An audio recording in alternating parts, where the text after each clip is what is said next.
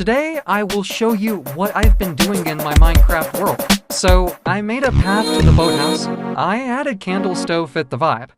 I added the lanterns to add a nice glow. This is the maker's house. The maker made the boathouse. This is the inside.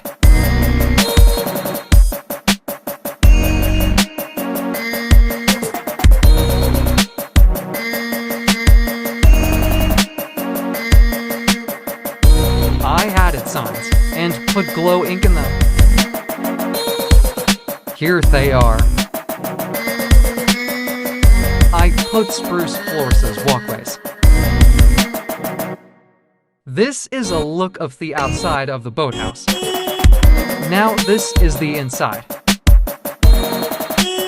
I added a part to go into the boat area. This is kind of the lookout area.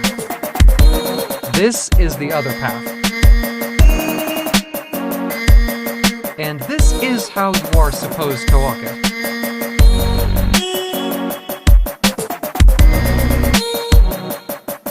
Finally, the part where you launch the boat.